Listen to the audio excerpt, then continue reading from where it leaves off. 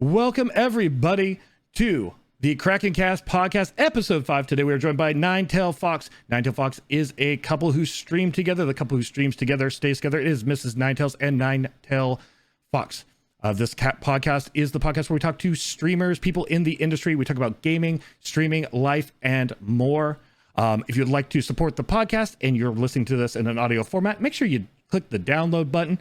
And if you're watching this on YouTube, please click the subscribe button and ring that bell for notifications. It really helps us out in continuing to get guests and do this podcast. So without further ado, welcome to the podcast, Ninetail Fox and Mrs. Ninetails. Really happy to have you here. Hello, yeah, thanks for having us. So this is the first time, not only that we've had a 3-person podcast, but the first time that we have had a podcast where it is 2 streamers who stream together. Before we kind of get into more what it's like with you both streaming together and how things have changed, I like to look at things from the beginning. So we're gonna roll it back just a little bit to the start of the channel with the initial decision. Ninetail Fox wants to stream, is going to go live. Mrs. Ninetails is going to be there too, modding and helping with tech. What made you make the decision to initially start the channel? Honestly, it was COVID. So a little background for myself is I finished my degree late in life. Like I said, I was 32, 33 when I finally got my degree in communications with a focus in photography, portraiture photography, artistic photography. And the whole idea was that, because I collect VA disability, it worked out really well is I was going to, that would basically be my income while doing photography, more hobby-esque. And then COVID hit and I couldn't do that. So we started getting into Twitch and watching different streamers play. So I'm oh, we love this game. The missus found a whole bunch of oh, all these promotions on Twitter. We should start watching Twitch, and we're watching. And it's oh my God, we found some really amazing streamers like Tiri, like Bizlobo, Duma, when it was Duma and now is the Game Room. And we really connected and clicked with a lot of them. And so we were talking to Duma. It's hey, Duma, what made you take this plunge? He's you know what, honestly, just go for it. What's the worst that happens? And that is kind of what made us take that plunge. I've got a very extroverted, outgoing, talk to anyone personality to begin with. So because I couldn't go out and talk to people, the missus is this is perfect for you. If you can't go out and talk to them, in physically, here's the next best outlet to go and have that outlet to talk to people. So, and it's worked out really well. Yeah, COVID really brought a lot of people to the platform as viewers or as people starting out as streamers like yourself. And I think it was really, obviously people needed an outlet and a thing to do, like you said, and Twitch provided that. And I think it's really cool for everybody who kind of took the plunge, be it as a viewer or a streamer during that time, that even kind of, we're not post-COVID by any means, but the world is more open than it was. People are working more than they were at the time. And a lot of those numbers stuck around. So it's really cool that people like yourself discovered the platform to stream on, but other people also discovered it as viewers and kind of said, oh, this is cool. So I don't want to say COVID is good. It's not good. There's a million things we could get into about that. That's not the focus of the podcast. But I do try to look for silver linings, and at least there's the silver lining that it let us make connections with people we otherwise wouldn't and explore things about ourselves that we, wouldn't otherwise. 100% agree with that. I said, I know the missus talks a little bit about it, so I'll let her expand on it, definitely. But, we've met people in, via Reddit as well, but through streaming and the game and everything that we've just become so close with. As a whole. Yeah, they're some of the most important people in our lives to date. It's been incredible. Like I said, like you said, something that started out and such a a negative thing in a negative way to again find those positives and find those good things. As they say, hunt the good stuff. You could dwell on all the horrible things that this has brought, but it's not going to change the fact that it happened. So hunt the good stuff, find the good things that happened, and there's plenty of them. Yeah, and there really is plenty of them. And kind of going forward, so we know that's that's why you click the go live button in front of the camera with Mrs. Ninetails. Usually I'd ask questions about what's your support network like, how does your family react to it, but that's all happened live on stream. So the community was asking for it. We already mentioned that. You gave it kind of like, you dipped your foot in the water when it came to like your birthday stream and being on camera. What made you make the decision to like, sit down or talk, whatever discussion you had with Ninetale Fox and go, okay, let's do this? What was the like turning point where you said we both should be on camera, we both should be live? It was community driven. Nothing is more important to us than our community. And, while, respecting our own boundaries and wishes and the things that are, within our comfort zone, our viewers in our community support us. They come out to us and, spend their time or their hard-earned money to be there. And they believe in us. And it was something we had gotten so often. It was like, oh, when are we going to see Mrs. Ninetales? And we did a community challenge where I did my own stream. Nine essentially modded from my account upstairs on my computer, and I was Ninetale Fox for the day. And the community was amazing and supportive and just incredible. And after that, it was a lot of, so now that you stream, when are you going to stream more? And I was like, all right. I think that's something that streaming was never inside my comfort zone.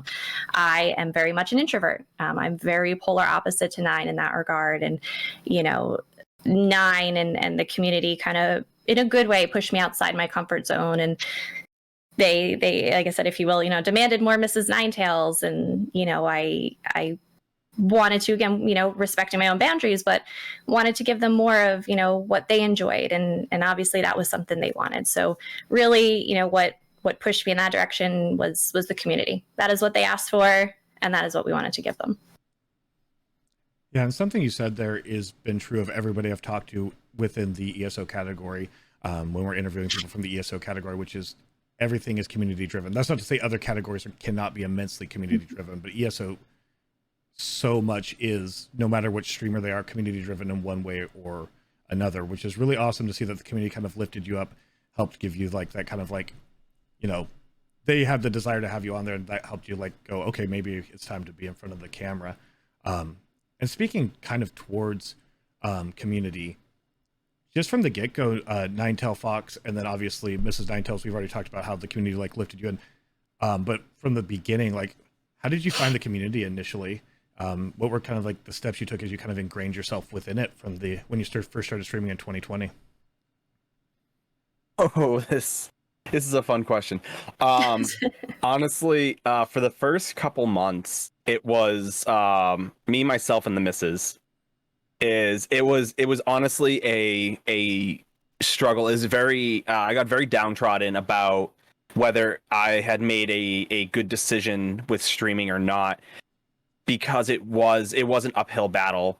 Like, again, getting those viewers, getting the average viewers to make affiliate, we're like, oh, that's, you kind of feel like, oh, did I just, jump into the deep end without a, floaty device? And the missus actually had started, because we also had started kind of like a guild up at the time as well. It was, again, me, myself, the missus, and a friend of mine from the military. And I said, we didn't have, the heraldries, we didn't have the bank, we didn't have any of that.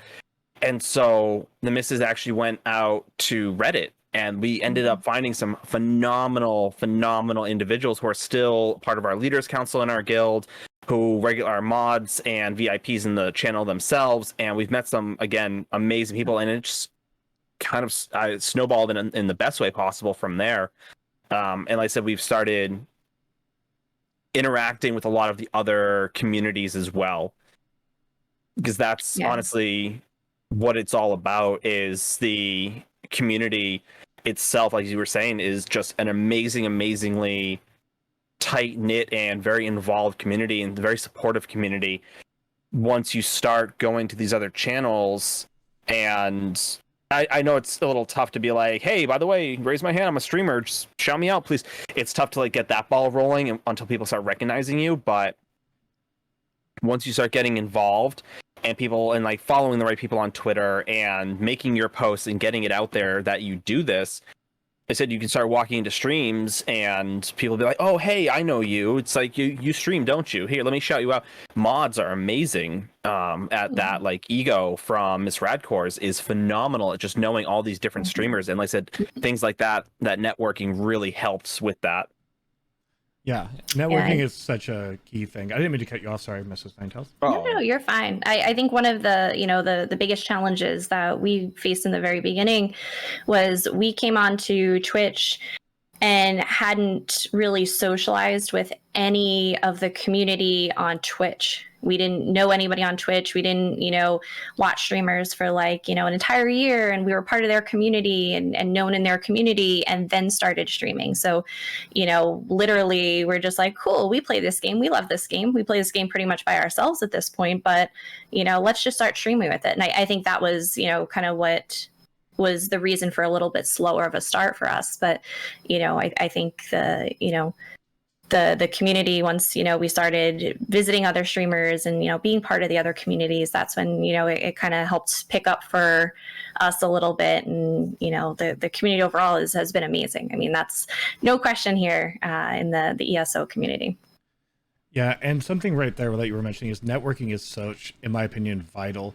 It gets a bad rep. I end up saying this almost every podcast. It gets a bad rep because people don't know what it necessarily means, but you really just explained it there. It is just joining other communities, watching streamers, finding the ones you like, genuinely be part of their chats, their discords, getting to know the people in them. When you start going to others, you see, the people there, and not like being like, hey, I'm a streamer, because that's hard, and also could be bad etiquette because they don't know you yet, so they don't know the intentions behind it. But doing what you said, which is actually just genuinely being part of communities without expectations, people start to recognize you, and then you get embraced into the community. Something Ninja614 said in one of the streams has always resonated with me, which is, once the community kind of recognizes people that have, put down, I don't know if he said like put down roots or put down tent stakes, but basically once they've like obvious that they're part of the category, not just like taking a tourist jaunt through, the community really kind of like embraces that in like a really special way.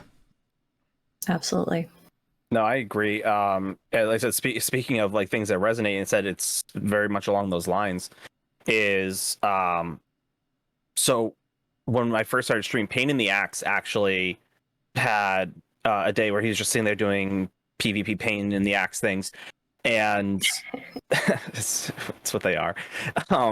And so one of the things is like, hey, you know what? He opened up his chat, it's like, hey, anyone can shout anyone out now. You want to shout someone out? Shout someone out. You want to shout yourself out? Do it. And I took that, and I like, you know what? I have been doing this for like 3 weeks now. There's literally just me, the missus, and maybe my buddy pops in every so often. So I shout myself out. He's like, oh, did you just shout yourself out? You know what? Good for you. Good for you. And one of the things he had said about it is like, no one's going to work for you. You've got to work for yourself.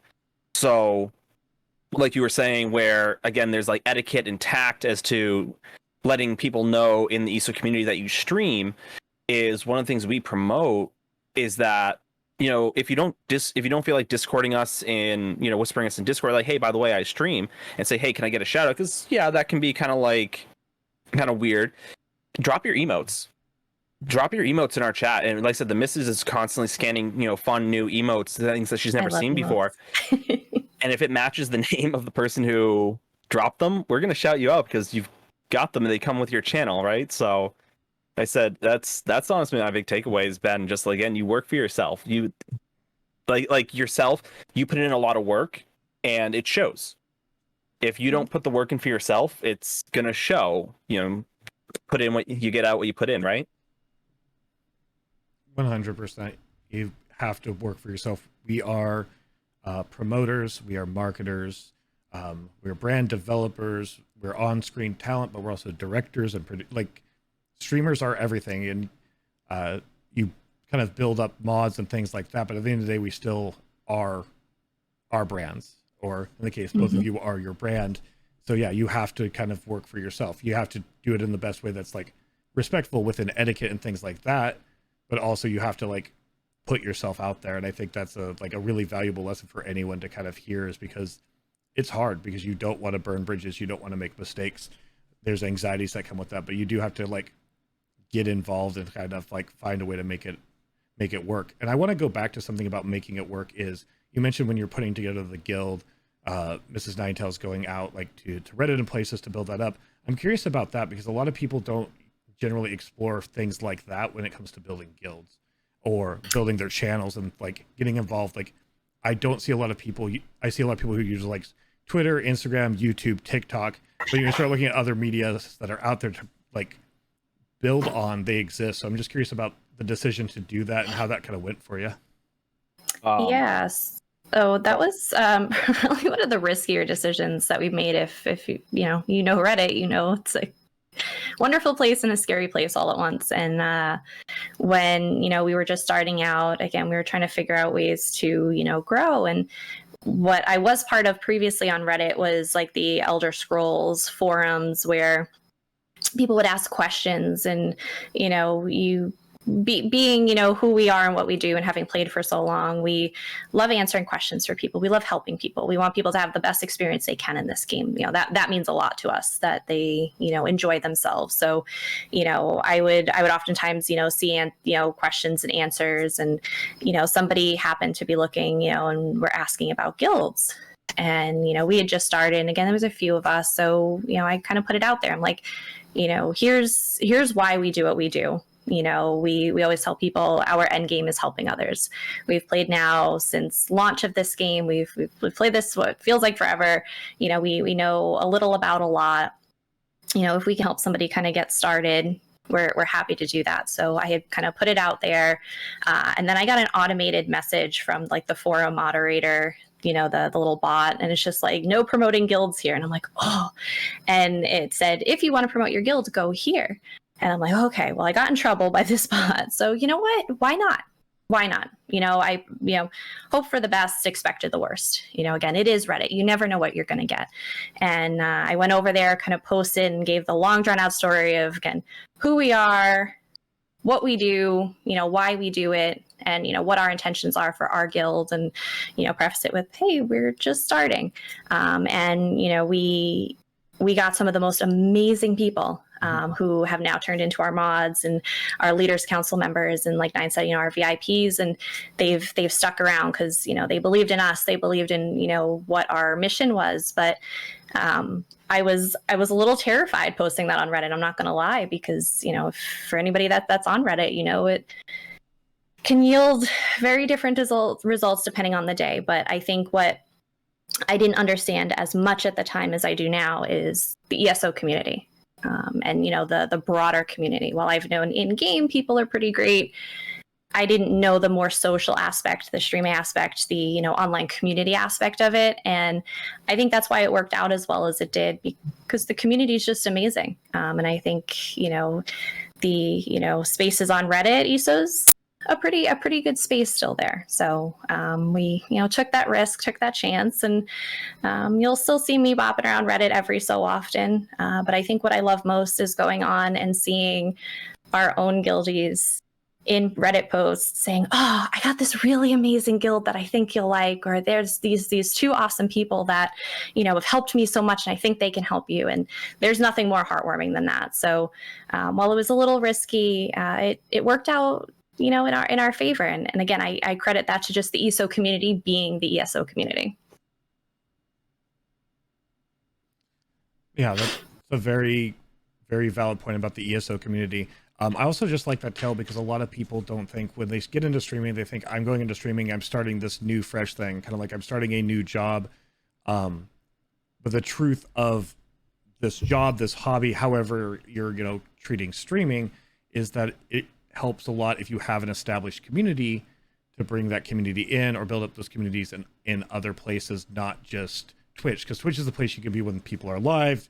Everybody has Discords, but at the end of the day, there is so many sources. I think it's really good to, if you use Reddit or you're comfortable going to Reddit, realize Reddit is a place. You can't, again, just like getting shouted out by a streamer, you can't just go there and like self-promote without being part of it. But if you're involved on those Reddit forums, you can bring those people in. I think it's always good to point that out. Like building community in other places can lead to greater community on Twitch.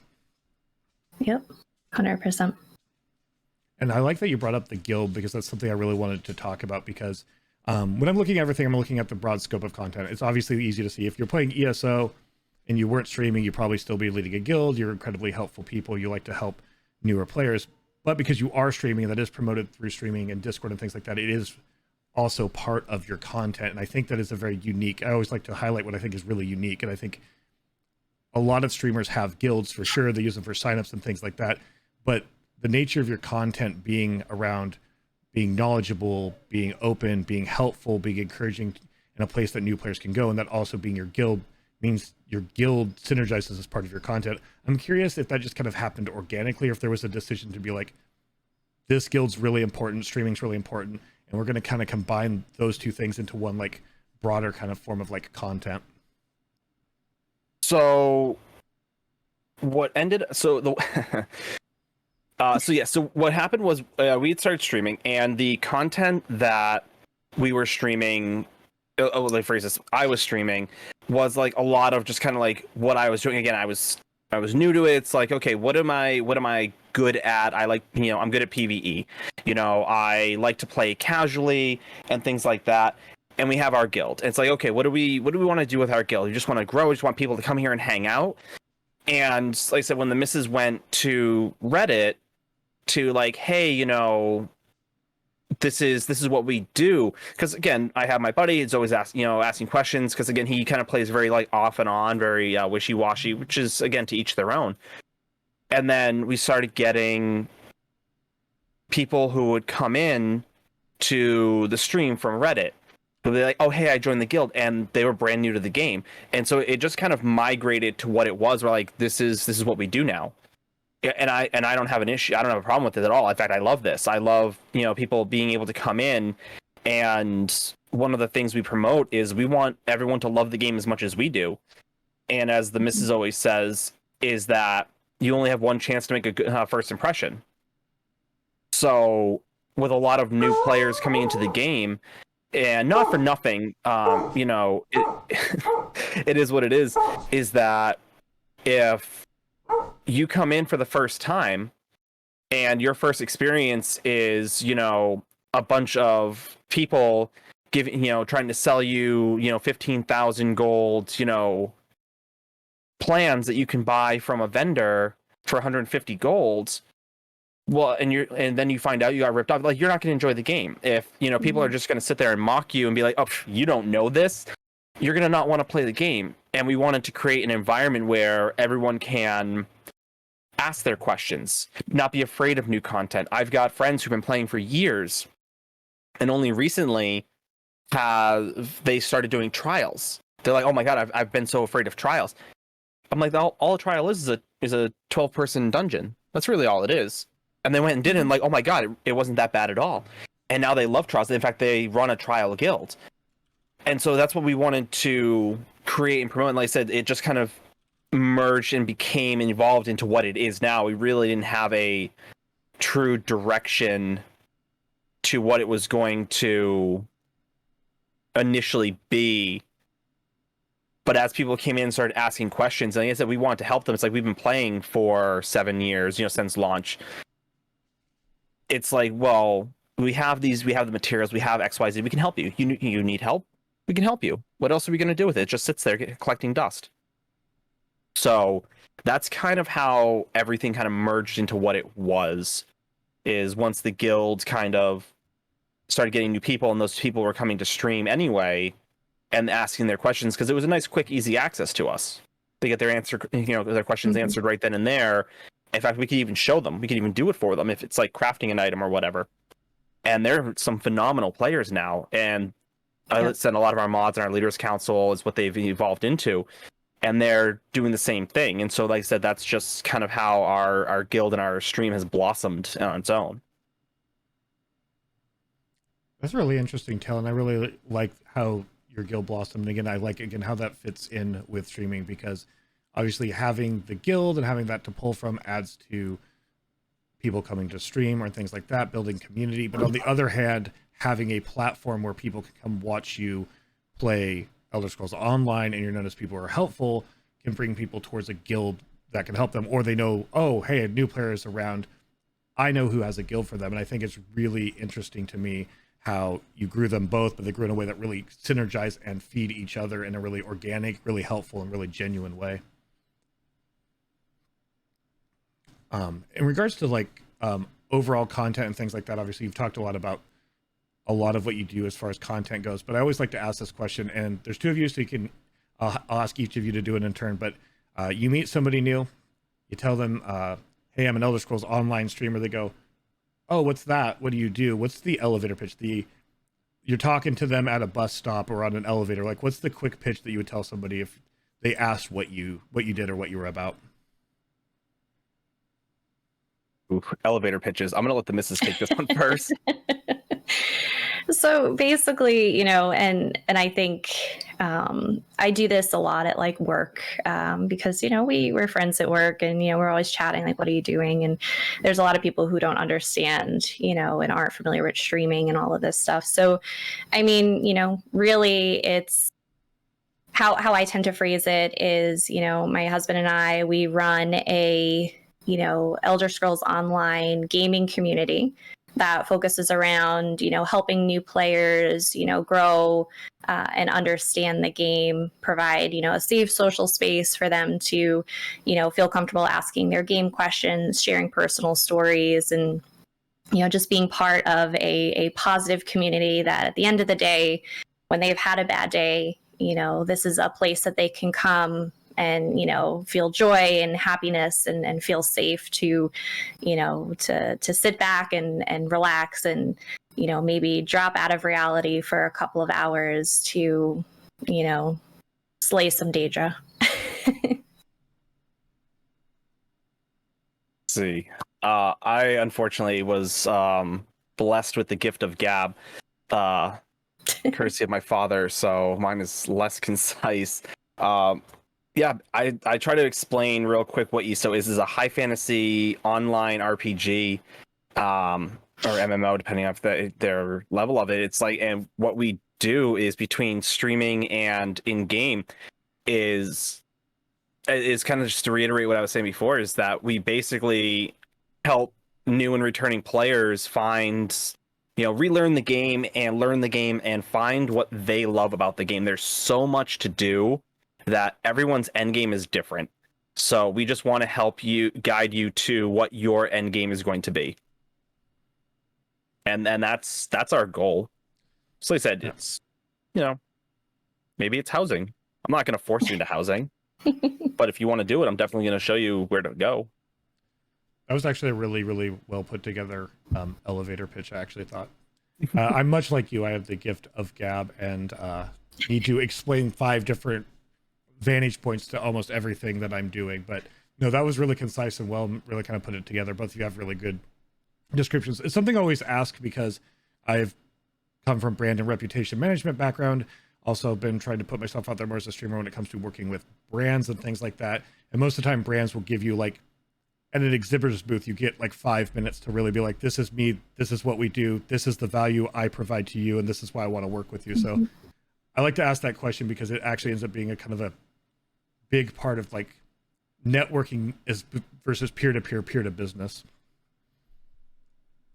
Yeah, and that's, I know for us, something, you know, we're looking to expand into. You know, when we first started this venture, we're just like, all right, you know, this is going to be for funsies and we're just going to enjoy the ride. And, you know, the more we've done it and just fallen in love with, you know, streaming and, you know, providing this community and just being part of the community, you know, this is something that we have seen that there is a huge benefit to our community when we succeed.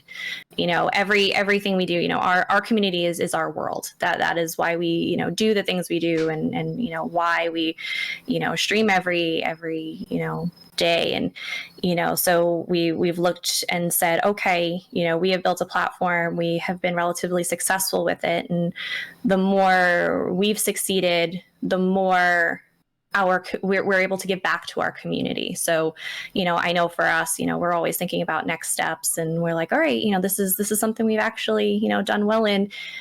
How can we expand to be able to give more back to our community? So, you know, Nine and I have been doing a lot of work behind the scenes, thinking about like rebranding and, you know, just putting together a more consistent brand look, and again what that e-pitch is going to look like, and what partnerships we can find, and other stream teams, or sponsorships that can push our channel a little further, and we can see a little more growth and more success out of, because for us that correlates right back into our community. That's the thing that we prioritize most, is what we see in returns we want to give right back to those who have supported us and been there, and who are just amazing members of the community.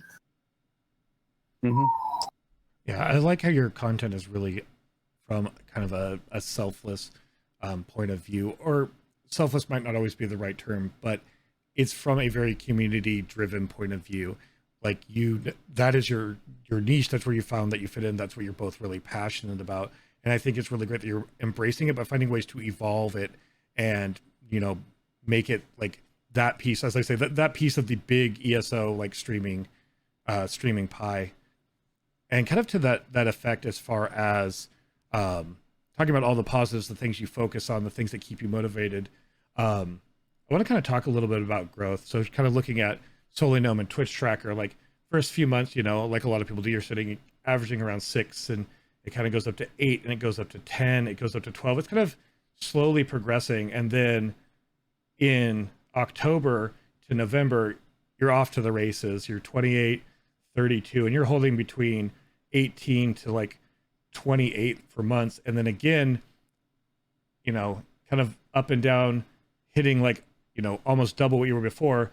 Here comes May, heading into June, heading into Blackwood, heading into a lot of new eyes on the product. And now you're up to like 47 and 40 and 41. Obviously, there's a little drop off after June for us all with Blackwood, but now you're sitting there at another level where you're 40. So like, what's it like to go through the plateaus of it? Because, when you're growing, it's exciting. You're getting used to it. Things are changing. When things drop, obviously, there's a little bit of like, what's going on? Remind myself why I do this. But a lot of people, I think the bigger struggle is the plateau. So when you're going through months of like 9 to 10, and then you're off to the races, then you're sitting there like 20, 25, and then off to the races, now you're at 40. How do you keep yourself motivated through those plateaus so that your content's ready, you're both ready to seize the opportunities that are going to like allow you to jump to that next level?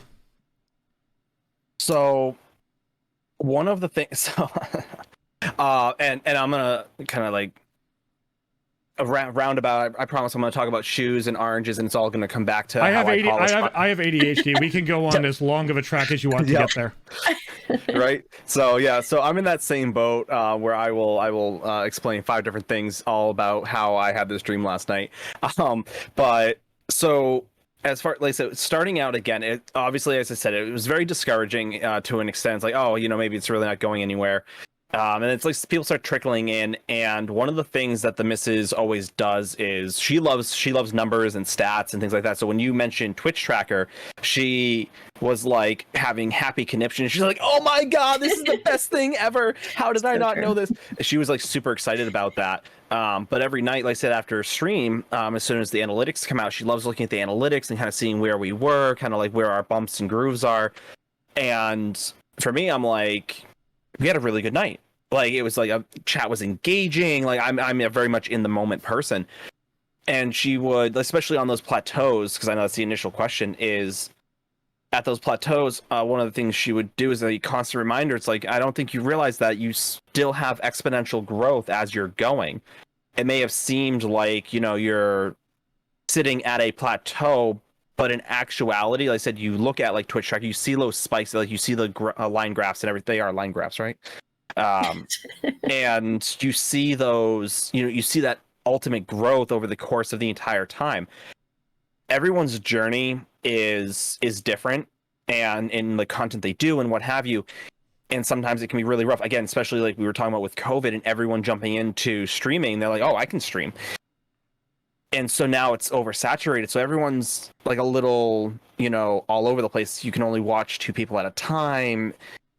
But being able to watch that exponential growth, I said, even if you're what you feel like at a plateau, oh, I've been, at, 25, averaging 25 viewers for, a month now.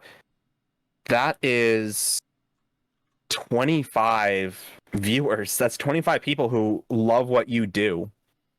Like consistently for a month straight, 25 people loved coming in and supporting you and saying you rock, go, whether they're actively saying it or not, just by them lurking and being there. So as far as plateaus go, again, it's just understanding that you are growing. Unless you go from like 25 to like 2 and it's just you and your mod again, like I feel like even a plateau, you're not where you were starting. That you're just, it may be a slow growth, but it's still growth. And you know what? Maybe it's something as simple as, you know, maybe you're just not networking enough. Maybe you're just in the wrong for your content. Maybe you're just networking in the wrong communities. Maybe it's just, again, the communities like, I don't do PvP. So me networking in PvPers, if they even come over to my stream, they're not going to enjoy what they see necessarily. I'm not guaranteeing that it's hypothetically because I'm not doing PvP. They like that. That's why they're over there.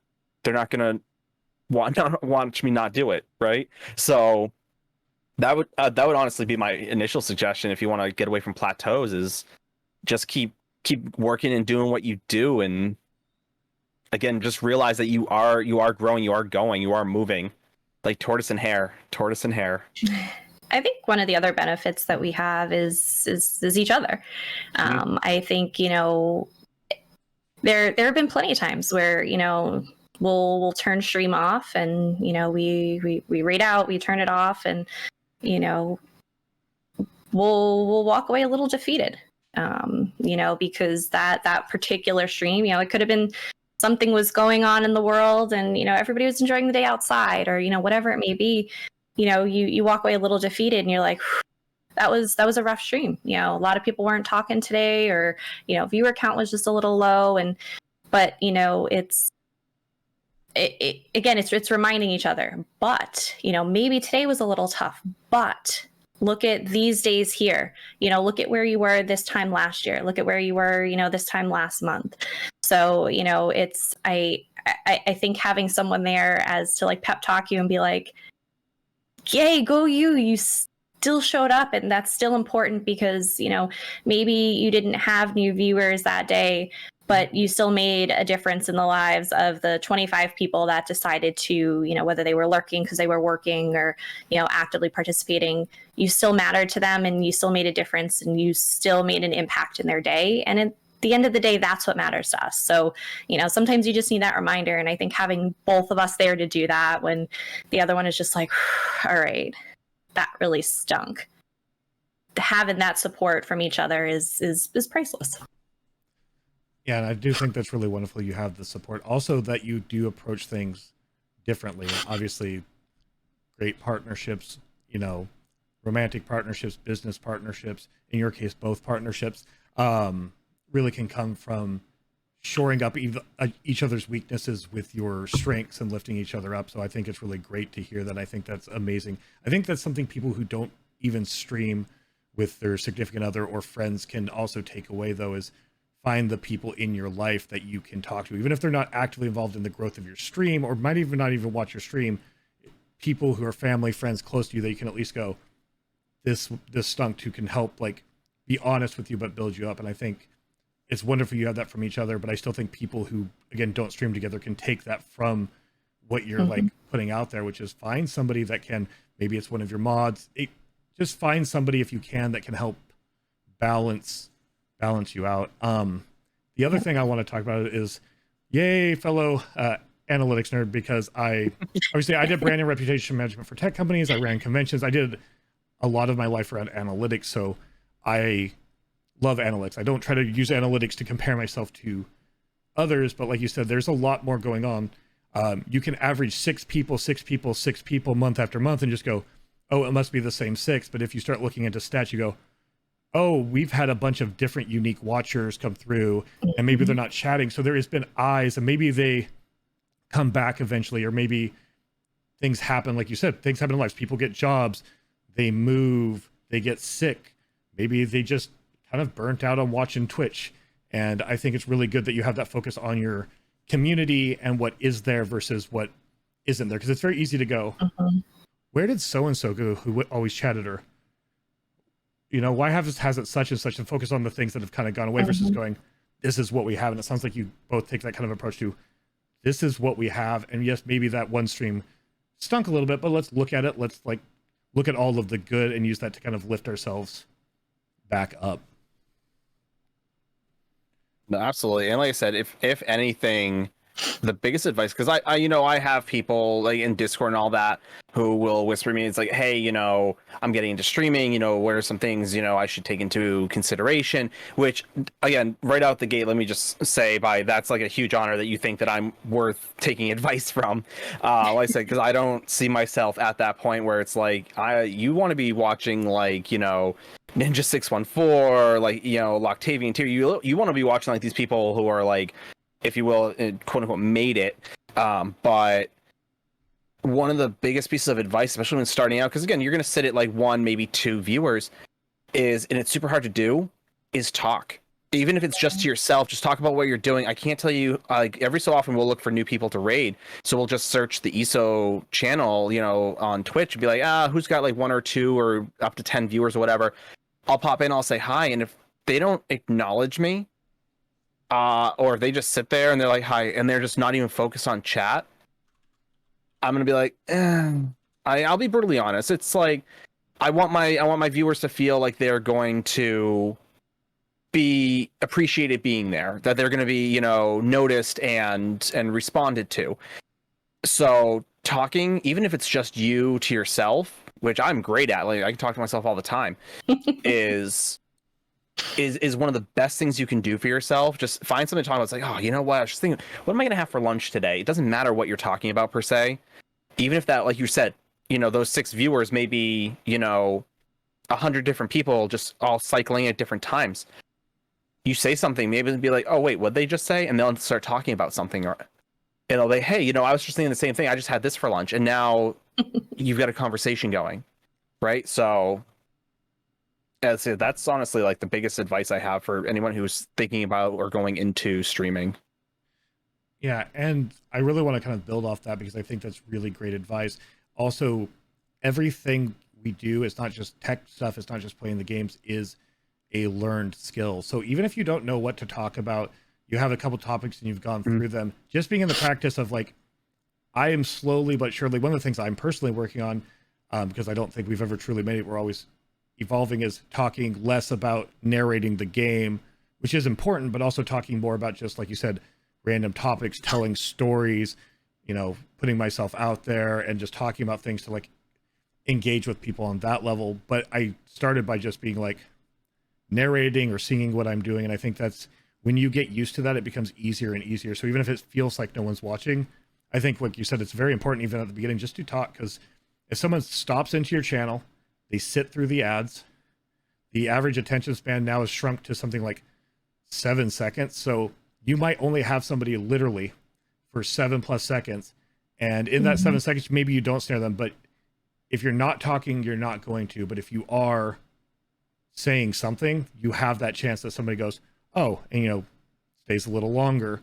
So I think that is super good advice about just kind of making sure you're talking and putting yourself out there, and even if it seems like no one's there, because even somebody like me, when I had one of my biggest streams ever with 150 people in it, there was about 45 minutes where I was just telling stories and talking because my chat got quiet. So like that's a skill that still applies no matter what, because even in bigger streams, unless you're at a like really high level, there's still going to be downtimes. And so I really love that advice. No, absolutely. Like I said, it's We've learned chat loves a good debate. Oh yeah, Vivek or Eleanor. Yep. And yeah, and I think that's also, so you said our chat enjoys a good debate, because even if people watch multiple streamers, they watch the streamers for different reasons. So finding what you like to talk about, what you chat likes to talk about, go, man, we had a really good talk about music. It might not always spark a good chat, but like, seems like a lot of my chat likes to talk about music. Let's talk about music, or they like to have a debate. And as you see what they engage with, you get to know your community and your community gets to know you. And I think that's tremendous. I do want to walk back just a few steps real quick though, because you mentioned like, who are you to be qualified to give advice? I would look to like a Ninja 614, or you even mentioned me or things like that. And I wanted to kind of go back to that because I think there's a false narrative and perspective on streaming that bigger number, better person. And what I kind of mean by that is I think the discoverability on Twitch, how communities grow, it's a marathon, not a sprint. I don't think the quality of a stream, the content of a stream, or the value of a stream is dictated by the number. So I wanted to kind of roll back to that because I learned so much from your channel. You pointed out add-ons and how, not just go, hey, there's this item set thing you could use to look up item sets. When I asked about it a few months ago, you go, this is this add-on. This is how I utilize it in chat. This is how I can look up things for people and get the answer from when I don't know it. Like, that was tremendous advice for me. And I've seen you give advice to streamers of all sizes, from beginners to people that are bigger than myself. And I think, I just wanted to bring it up. I don't think you both should underestimate your value as far as giving advice, because just because your number's not as big or you haven't made it, your knowledge is there. You've built your community and yourselves around this knowledge and this way to present it to people in ways that's utilizable. So I just wanted to walk back to that, just to like say, you really should put more stock in how much value you provide to streamers and people of all levels.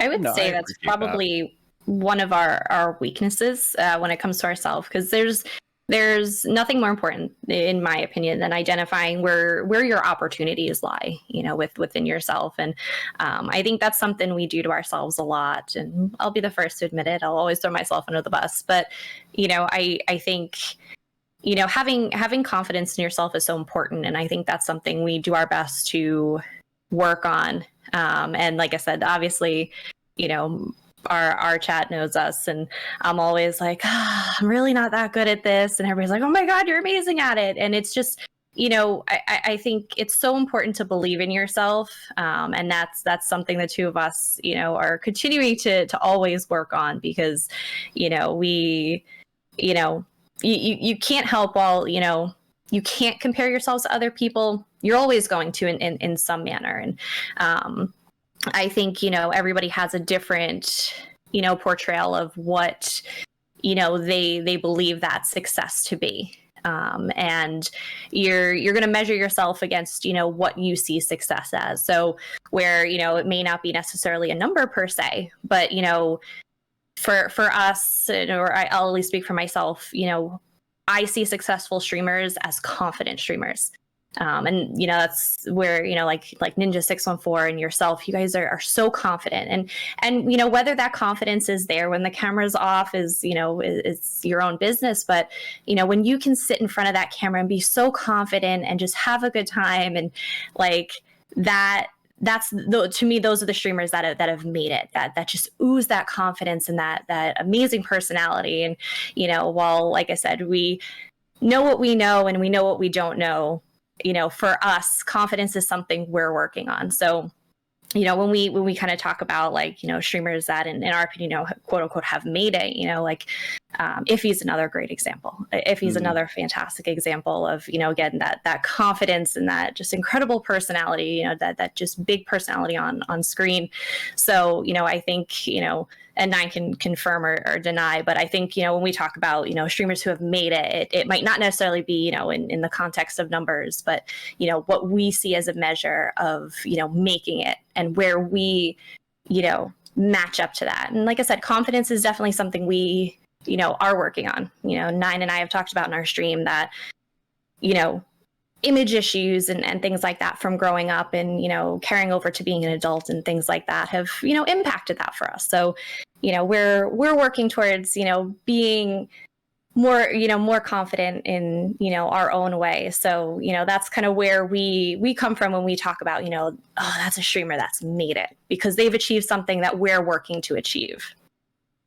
And kind of like to piggyback a little bit of what the missus was saying, is it's less about, like you were saying, it's less about the numbers. I mean, you can look at, your big streamers who have like the 1.5 thousand viewers, the 500 viewers. Great, cool, awesome. Maybe they're embedded, maybe they're not, whatever, doesn't matter. It's looking, like I said, why I named like you, Ninja, Tiri, Rad, all these Iffy, these individuals. Like I said, your level of success is what I, if you will, strive for, not necessarily for the hundreds of viewers, but for the very involved interactive chat, even if it's only 10 people in my chat, I want to have a very involved interactive chat, and I love that you all have that. And again, if we're measuring, success, I know we're not like saying like, oh, they did so well, I'm never going to get there. And comparing that way, it's like, oh, they have such an interactive chat. I really want that. There are streamers out there where, yeah, they've got, 300-400 people, but everyone's there for giveaways, right? They're not actually talking. You watch their chat, it's just people typing keywords, the entire time. And I really want that interactive chat. I love having people come in. I say all the time, I don't know everything. No streamer can know everything. I keep resource pages up all the time. I'm constantly going back and forth. I love there being people who come in who are able to answer things, like Tiffy from Braw's channel. She knows things that I don't. The missus knows things that I don't. In fact, she knows everything that I don't, which is most of it. So I love having a very interactive chat, for one reason or another. And that's, if you will, my version of success. It can be 10 people, it can be 1,000, 1,000 people. I don't care how many it is. That's what I want. Is I want a very interactive chat. I want everyone to come in and hang out and feel like they're at a party. Because growing up, I never went to parties. I was never invited to them. So I want people to come in and have that party with us and really enjoy watching ESO while playing ESO, while lurking, while having us on another screen or in the background. And that's my version of success. So.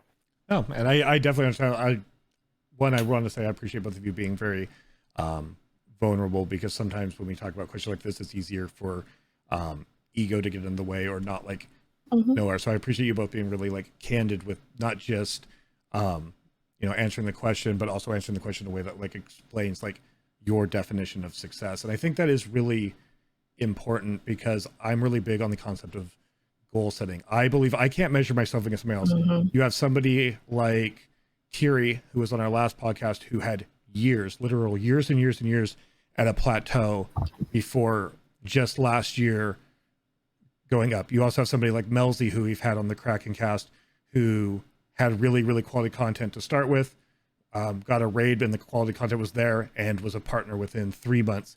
And I feel like it's very easy to go, there's always somebody that's done it faster or done it slower, and when you start getting into the mindset of like comparing that way, which is why I like that you don't compare with numbers, but with what you want to do and what you want to achieve in your goals, because it's easy to get lost in the weeds of numbers and go, what am I doing wrong that I didn't go that faster? What did they do to get out of this?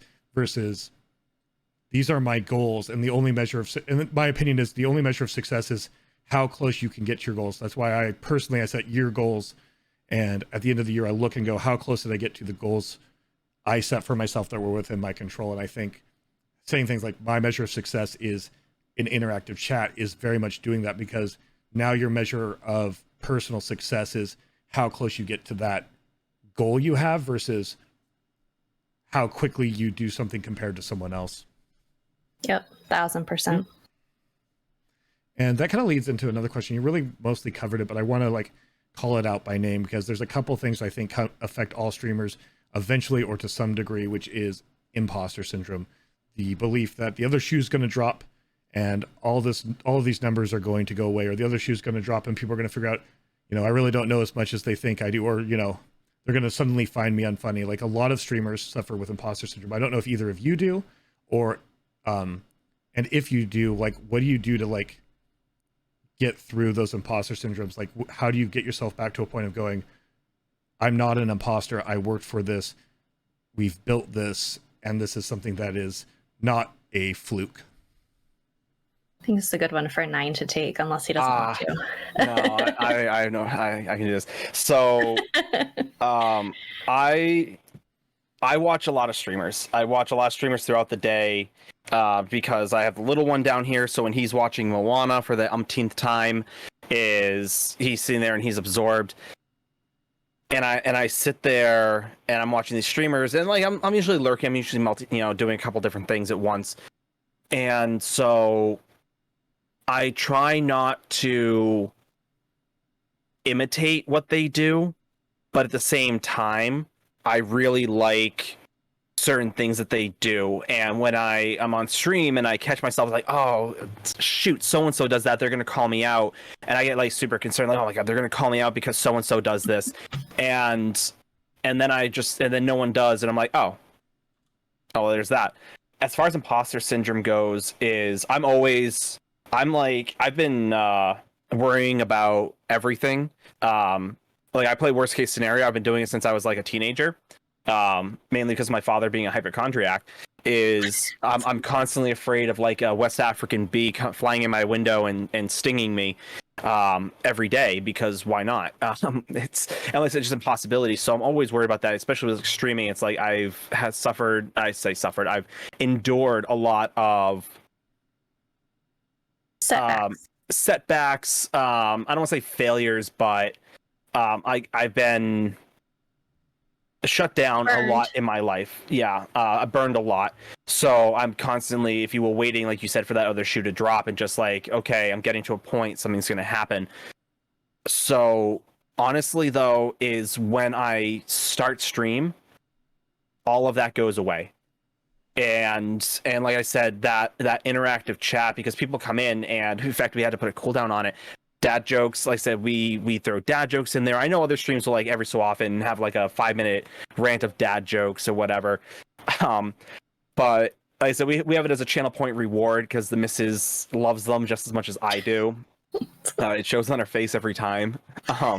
So I think having her there is definitely part of it. Like I said, it's if I'm stumped for one reason, people calling me out on information, it happens.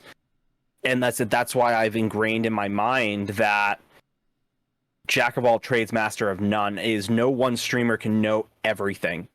And anyone that says they know everything are lying, because there's way too much information. I guarantee they have reference pages up.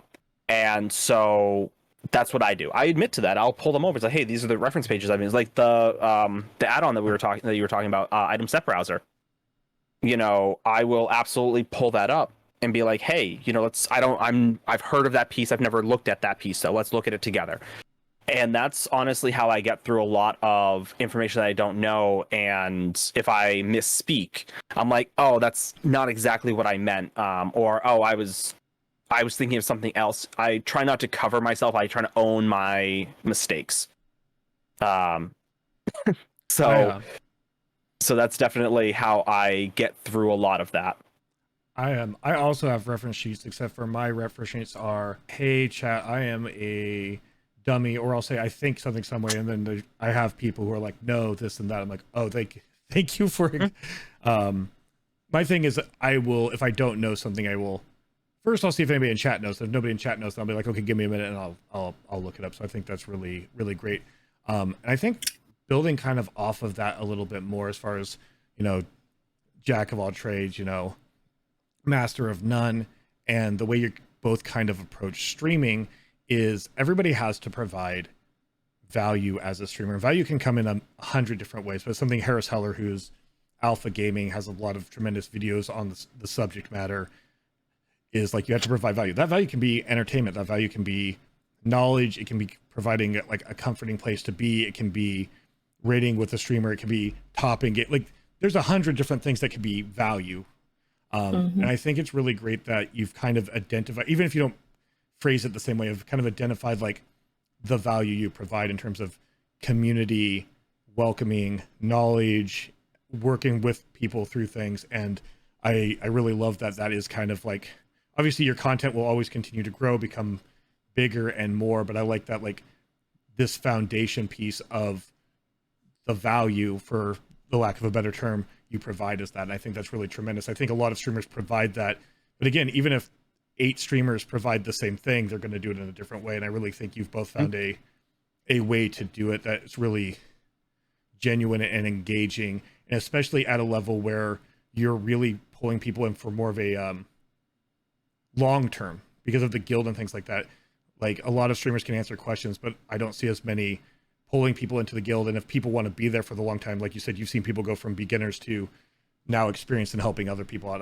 I think that's tremendous. Yeah, I think it's tough, when we were talking about, imposter syndrome, and, being that our niche is, if you will, a pseudo teaching stream or a learning stream where, a little different than just the pure entertainment.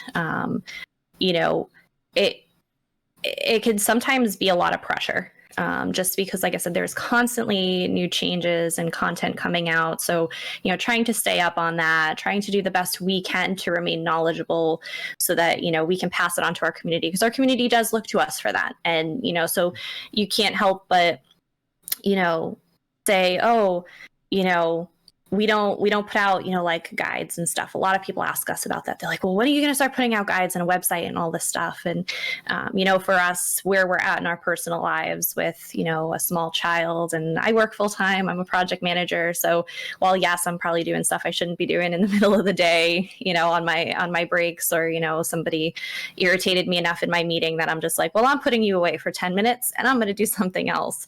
We have a lot going on. So, that's really not where we're at right now. But, you can't help but say, wow, people look to us, but they could be looking to, Alcast. They could be going to Lucky Stream. They could be going to, Doom in the Game Room. They could be going to any, Bra, We Got This.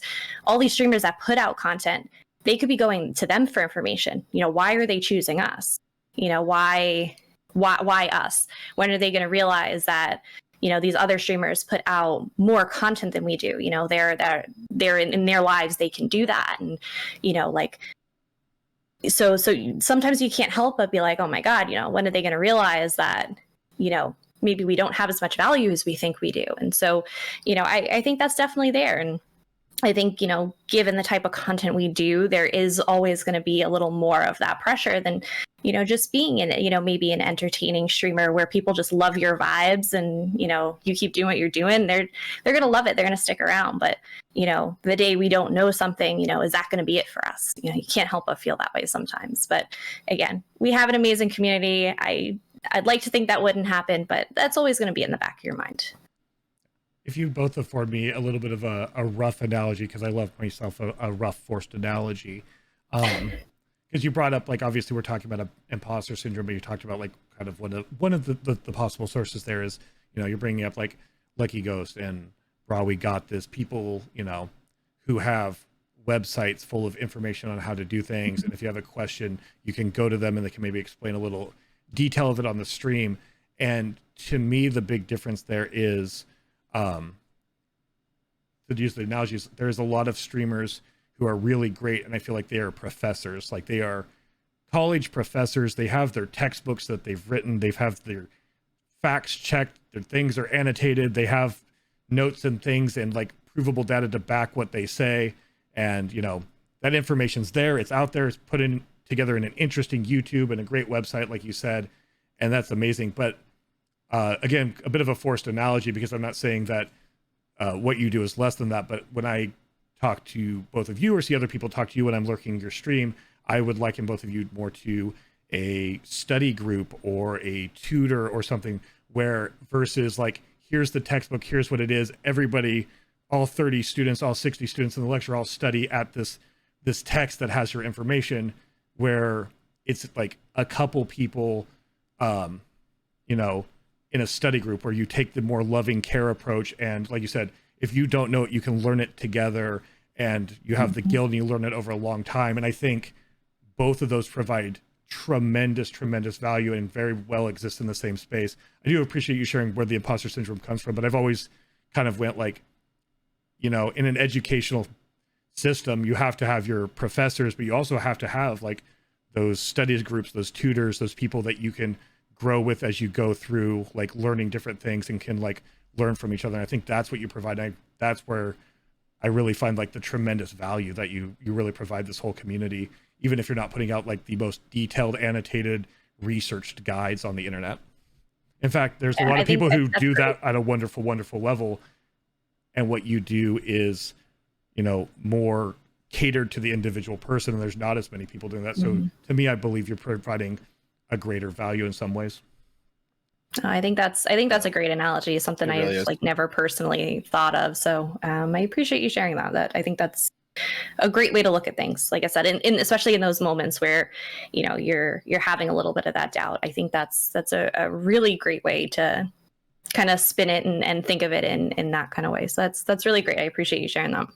Yeah, Absolutely. That's one of the reasons I like the podcast, is because obviously things come up while we're talking as streamers, and that's what this is going to segue into our next thing as streamers. We have the time that we're streaming, and then a lot of us, until a certain point, have jobs.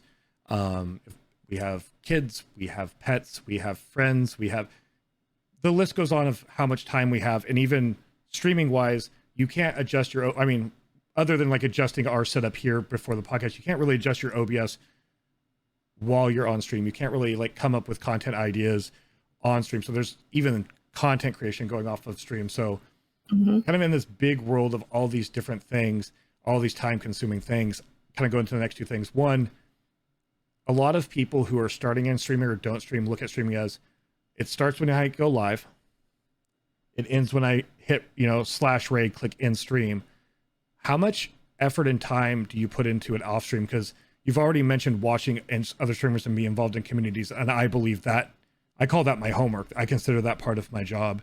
You mentioned running your guild, and that's so crucial to the content you provide. So I would consider that part of your job. What other things kind of go into like the outside of actually being live part of the content you create? So 9 months ago. So honestly, in all honesty, is I am the idea man, and for better or for worse. And so my ideas are very big, over the top, and grandiose, and non-practical, because as the missus reminded me last night, our production budget is not that of Michael Bay. So a lot of what you see on our stream is homemade, right? So like our starting screen, our BRB, like all of that, like I spent time doing that to make that. Like she put a lot of it together on Photoshop, and then I animated it in Premiere for us. Our logo, we actually reached out to Fiverr. We had a phenomenal, our emotes is finding, we spent the last week, as the missus said, we were kind of doing like a slight rebranding. So we've been reaching out the last week on Fiverr for looking for people who can kind of help us, migrate and kind of evolve what we have for content for like scenes and what have you. Again, that takes, while yes, it's a simple message, you're still scrolling through all of those. As far as time going into it, a lot of the time that we put into it, and I will honestly admit, is a lot on the missus side of the house. Again, she's doing a lot of the research and putting down a lot of the information in the Discord for everyone. Like, hey, this event's coming up. Hey, this is what we're doing here. Here are the tips and tricks. Any guides of sorts that are done, I tend to do. Let's say we have a reference section. We have a tips and tricks section on our Discord. That's where I put if I'm going to do any sort of like builds, like, hey, suggestions, like, hey, here's a good list of things to take into account for tanks, healers, whatever. That's where all of that goes.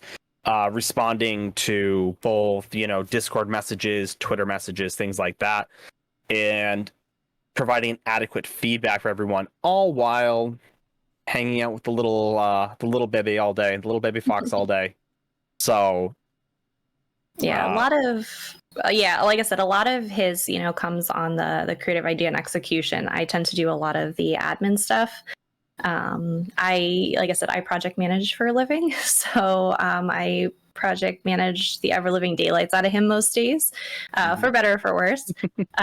So it's constantly like, okay, here's the list of things that we've talked about wanting to do. Which one of these are realistic? What's the next one we want to do? What do we need to do first? What comes after that? So like I said, we have a couple small little projects that we're working on right now, just fun things that are very very much complement our stream and our interests and our community and things like that. So we have a couple art projects going on, and a rebranding going on, so we've been working a lot on that. And but honestly, the guild actually takes up the good majority of my time. So you'll catch me up to like 2 a.m. I've been up to like 3 a.m. lately, which is absolutely terrible, trying to get up for work at 8. But, it's a lot of my DMs are always full, and I always have to apologize because I try my best to get back to people while, again, working full time, and I work from home. So I can't stop being a mom in the middle of a workday. You know, I hear the baby crying. I got to investigate and see what's going on. And, you know, he's just not happy because he's out of his snacks or something. And, you know, so there's always so much going on. But I tend to do, you know, the guild announcements, the guild roster updates, the Discord updates, you know, restructuring the Discord. So it's usually always something going on. But it definitely is a lot of work, you know, getting on stream. We'd like to forget about that stuff for a little bit, but as soon as we get off stream, all right, I got to open my signups for the next event. I got to, you know, got some feedback. People aren't loving this Discord, you know, layout. So I'm going to change up the menu structure a little bit. And somebody asked for, you know, 60 things from the guild bank. So now I got to send those out. And, you know, it's definitely a lot, but I wouldn't have it any other way. The ESO and streaming is an absolute joy.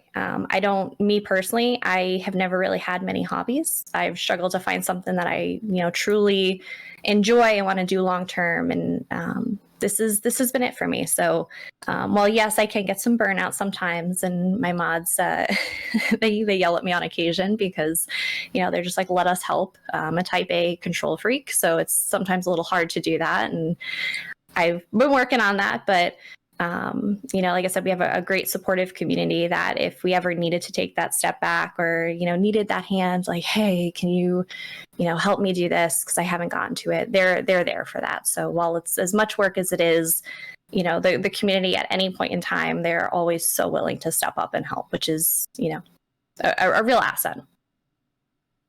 I'm not going to like lie or front here. I believe in a transparency, as people who have been on the podcast or to my stream know.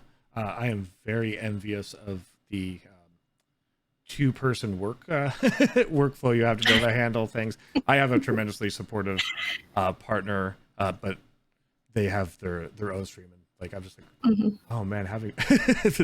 I also like how, you know, your project manager. You brought up a lot of how that relates and all those things you do. You know, I wanted to ask Ninetale Fox. You're a veteran, right? Yes. And I'm really curious. There is actually a lot of veterans who play MMOs. There's actually a lot of veterans in the ESO community. And I'm just curious about your, not your like full military background, but things that maybe that you gained being a veteran that have translated to how you approach content, or just how you interact with like the greater veteran community around Twitch. Because I feel like a lot of times the veteran community can get overlooked on Twitch. There's a lot of marginalized groups. There's, you know, neurodivergent people, queer people, people of color, but I also feel like veterans can often kind of get the short end of the stick because people will take out their negative feelings towards maybe a government decision about military on a military person that I've seen. So I don't, A, have you gone through that? And B, just kind of how has, you know, coming from a military background, how has that affected your approach towards content creation and how you like interact with the greater Twitch? So part of again, with transparency and all that, I've done 2 tours, one combat, one to Afghanistan, and then one to Saudi Arabia. In the military, I was a combat medic. I hung out with with the infantry, and so, like I said, I was the one medic for 30 people, right? So you have one person taking care of 30 people, and there's a lot of multitasking. There's a lot of parenting, if you will, and I'm not saying that in a sense of that they're all, you know, like 5-year-old kids running around. I know that every group, I believe every group, whether what level you are, every group has the people that they refer to as the mom or the dad of the group. So and by default, your medic is usually that person. Okay. Just because again, they, you know, whatever it is again, in the military, they're always coming to you for something, right? They always expect you to have the answer. Unless it's like upper leadership stuff, they always expect you to have an answer and be able to help them. And as far as like streaming goes, that really translates very well. I said, you hit the nail on the head earlier. We very much enjoy, helping people and helping them enjoy and do what they do within the game. And that's our end game. So with that from the military, just again, having done that for years in both austere and stateside environments, it translates very well to streaming. As for the negative side of it, I've honestly, and knock wood, I've actually seen more positive than I have negative. I try very much not to isolate my chat or anyone in my chat who is not familiar. Like when we have vets who come in, like Striker and other members of the veteran community who come in, and I try not to sit there and talk jargon. And if I do, I try to explain what the jargon really refers to, and kind of like how it is. And we try to have a very wholesome stream where I will not. I try my very, very, very best not to swear on stream. So, which is very anti-military, mind you. So I try my very best to do that. So like I said, I try to keep a lot of the idiosyncrasies and mannerisms of the military and the jargon out of streaming. But at the same time, I know there are a lot of vets who come in who do use that jargon, and because of that, I can talk with them. Maybe they just got out. Maybe they're feeling XYZ about being separated from the service, and they are curious or interested or whatever. And I can speak on that. I can talk to them like, hey, this is how I did it. And so it's another way for me to engage my chat and kind of like enlighten and use it as like another teaching moment for members of my community, of our community, who weren't or haven't been in the military. It's like, oh, hey, this is kind of like XYZ. This is kind of how it is for us. And this is kind of how another way to, accept, treat, and move on from it and chat really seems to be very open to that idea. Again, we don't talk, politics or religion or anything like that, unless we're talking about, the factions from ESO. That's the only politics we'll discuss on stream. Again, we're not, just because I serve my country, and this is the most I'll say about this, is just because I serve my country does not equate or to my political ideology.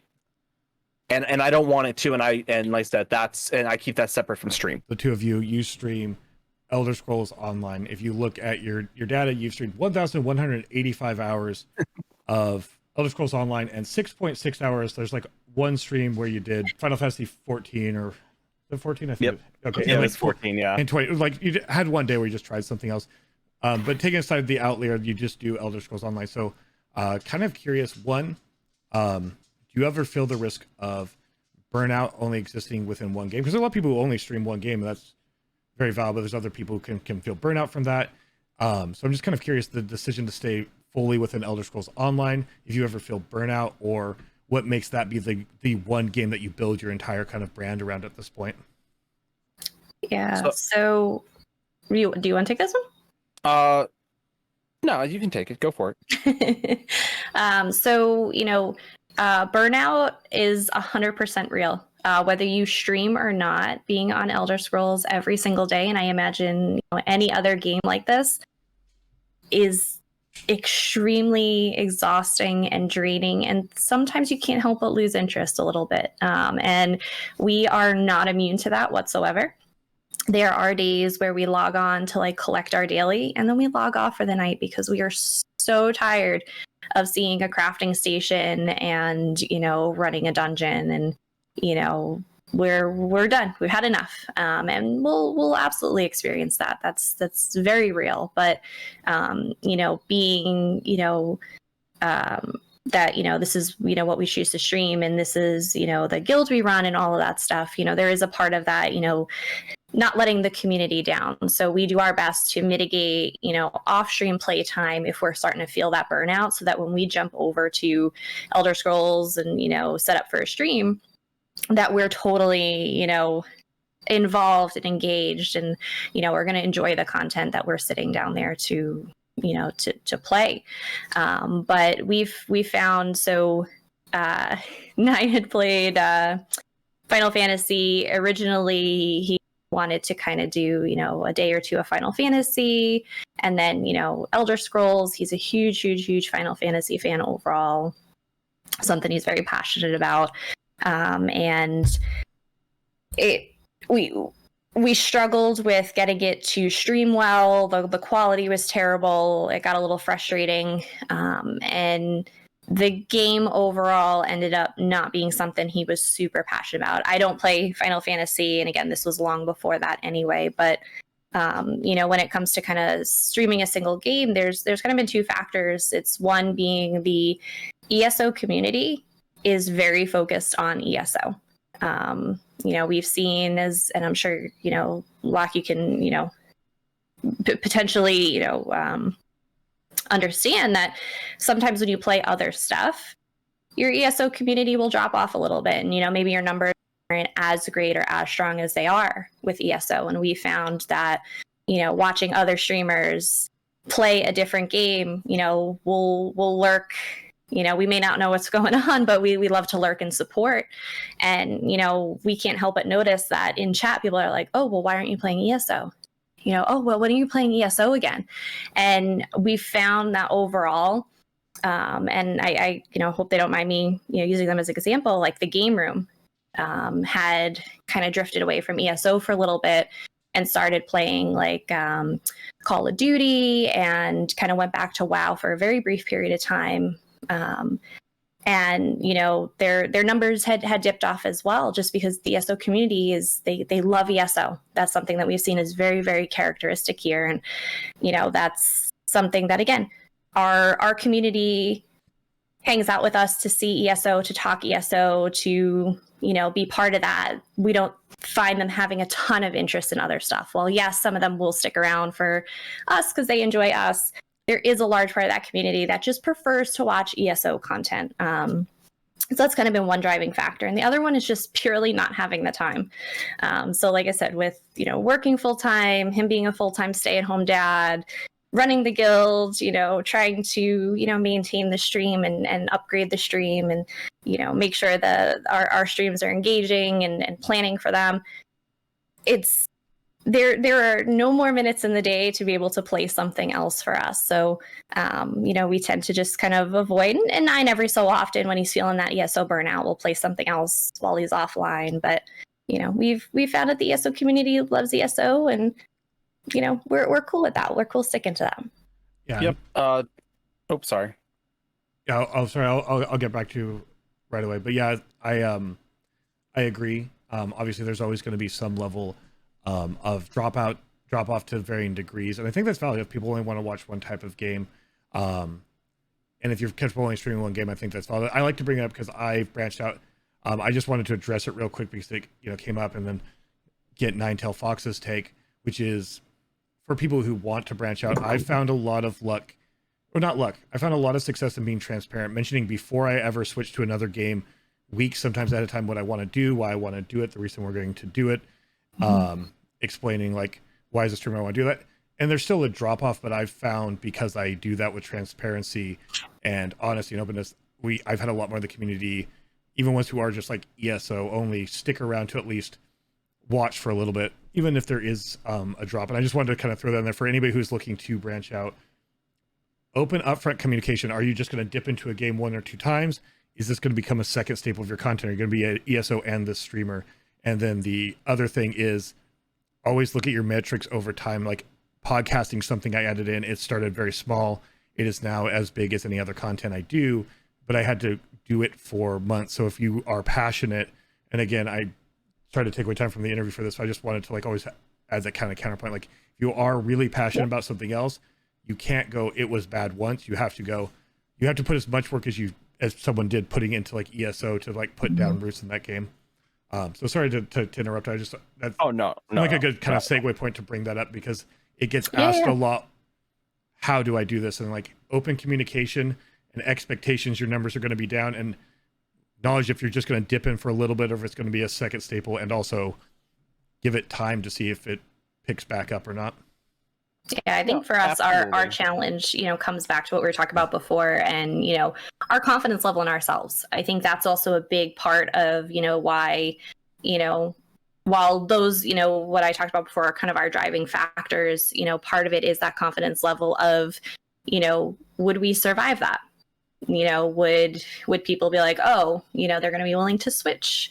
And, I don't really want to through switches with them, or, every so often. And I'm going to find somebody who maybe is a little, more just stays with this content. So I think, that there is that looming part of it of, will we survive that? Will we survive that little bit of a dip? Because, for us, if we're sitting somewhere around, like an average of 40, are we going to survive sitting at 20? Where, larger streamers that tend to have more viewers overall, if they lose a chunk of theirs, does it hurt as much as if, like us sitting, much, much smaller and average viewers, we kind of feel that a little more. So I think definitely there's also that confidence, piece to it, kind of like you said, where you gotta, carry on through that. I think, for us, we may lack that confidence right now in our streaming careers to be able to do that. Right. And there's never an expectation to do that. And I love how you outlined that, though, because you outlined that so eloquently and perfectly.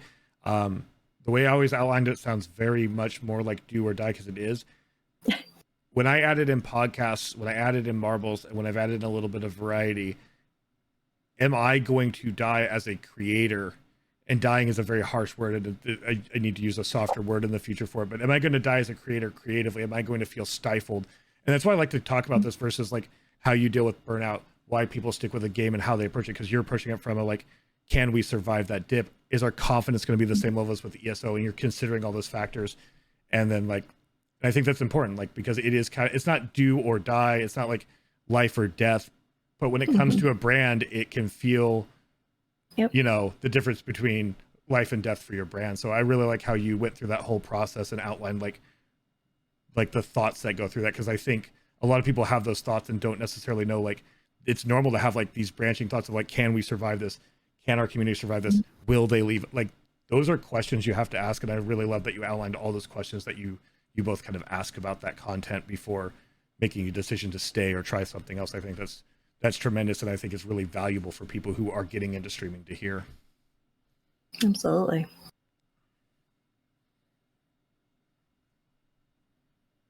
Sorry to have cut you off earlier, Ninetale Fox. No, No. That's fine. At least, I mean, you look at streamers like Tiri, for example, right? I know we brought Tiri up a lot, but look at like Tiri. Like Tiri streams both Final Fantasy 14 and Elder Scrolls, and they break up their times and their stream times. Like they'll do some Final Fantasy in the morning, afternoon, and then some ESO in the evening, and vice versa. And I think part of it is that precedent set. I think the other big aspect of that is when considering is looking at your community and looking at the content you put out. For example, like one of your big things that your stream loves is your Dagon dance. And so having elements I love that. such as that, again, with your community are they coming for you and your content versus the background noise of the game? So I think that's also something else to take into consideration is, like you said, there's a bunch of work that you have to put into it.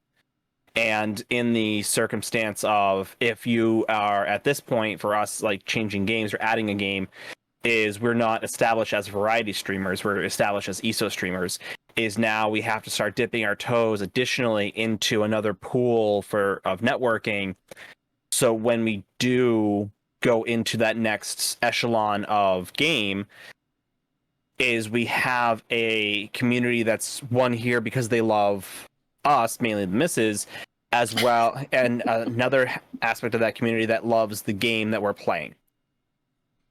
No, that makes a lot of sense, and it also comes back to like, what value do you provide, what content do you create? Because that's very true. If you're providing an ESO community, ESO education, all those things, switching games is a bit different than if they come to my channel and they come for my chaotic gremlin energy. So if I dip my toes into another game for a day or two, it's how does this chaotic ESO gremlin deal with a dating sim? And that kind of becomes this content. So yeah, I think the reason I bring that up is it also, kind of does depend on the content you create. So we can kind of start winding down the podcast. I've really enjoyed these conversations.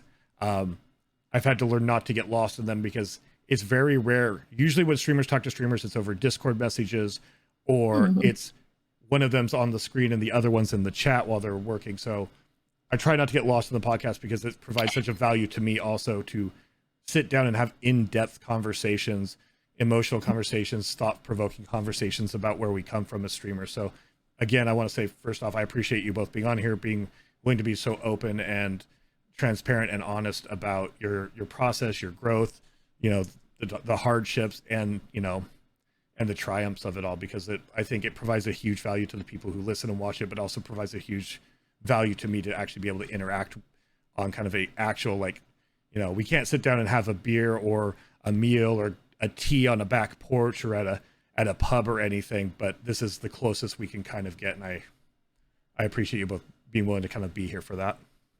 No, we appreciate you asking us to come here. Like I said, these are, if we were to look at like success factors and like, you know, ask us, like, so you look at like actors, like winning a Grammy, winning an Oscar, being invited to a podcast is absolutely up there on that list of like, boom, check.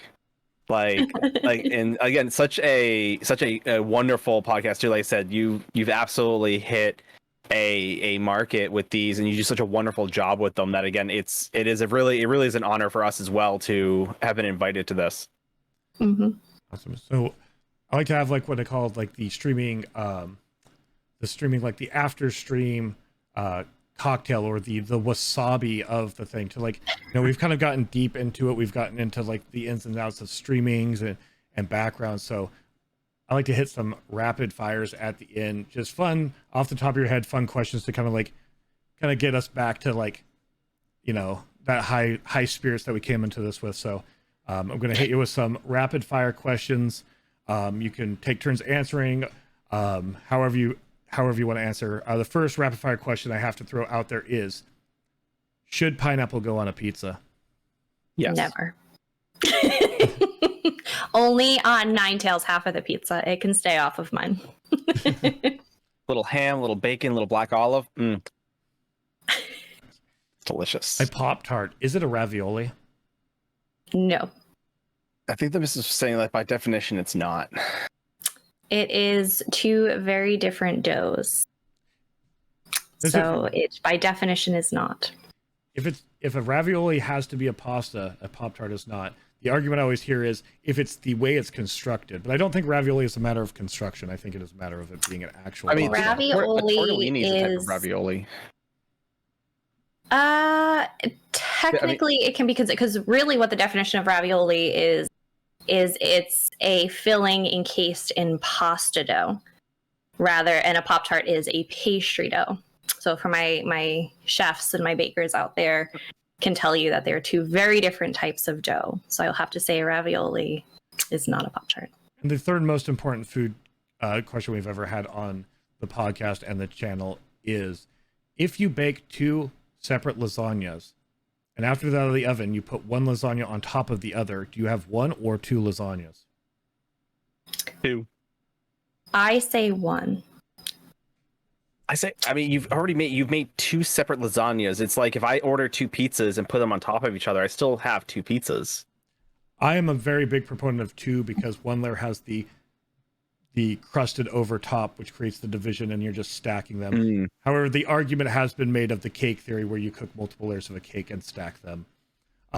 So let me ask this, Loctavian, if you don't mind, is because there's the crust on top. What happens if you flip them over and put the bottoms together?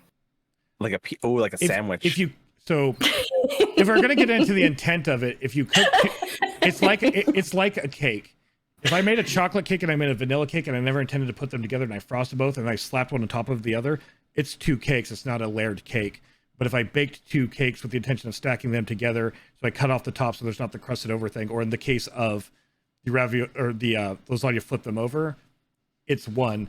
To me, the distinction is I cooked two separate lasagnas. The other argument I've heard is, if I have a 2-week-old rotten lasagna and I slap it on top of a good lasagna, do you still consider that one lasagna? But fair. It's a fair point. Most people, it's over 90% say one, not two. So I'll take my victory.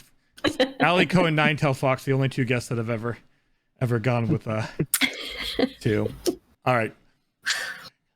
Couple more questions, because I cannot watch a Ninetale Fox stream without looking. Right now, you can look, if you are not an audio listener, right over Ninetale Fox's head, and you will see a Captain America shield. You will see his head's blocking it now, but you will see a Infinity Gauntlet. So, in the spirit of many Marvel stories where people have to fight each other like Secret Wars and Battle World, throw all the Marvel heroes together. Who wins? Take out Omega. You can take out any Omega level power people like Franklin Richards, but you throw the rest of Marvel heroes together. Who wins that battle? I'm gonna put my money on Deadpool. Still always put my money on Deadpool. Awesome. Although Scarlet Witch and Doctor Strange are definitely up there. I was gonna say I'd have to say Scarlet Witch. She's got a whole lot going for her. I got my money on her. Very fair. And one last just rapid fire question from our list of rapid fire questions. You have to worship a Daedric Prince. And I've amended this. You have to worship a Daedric Prince. Which Daedric Prince is it? You have to. Sithis.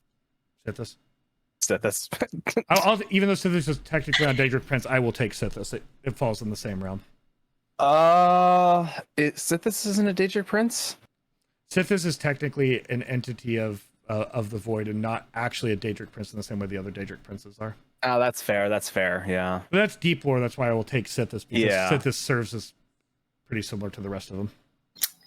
Have to say Mara. Ninetale Fox, Mrs. Ninetales, both of you stream on the Ninetale Fox channel. Thank you so much for joining us today. Can you tell people when they can find you, where they can find you? They can find us on twitch.tv/9_tail_fox.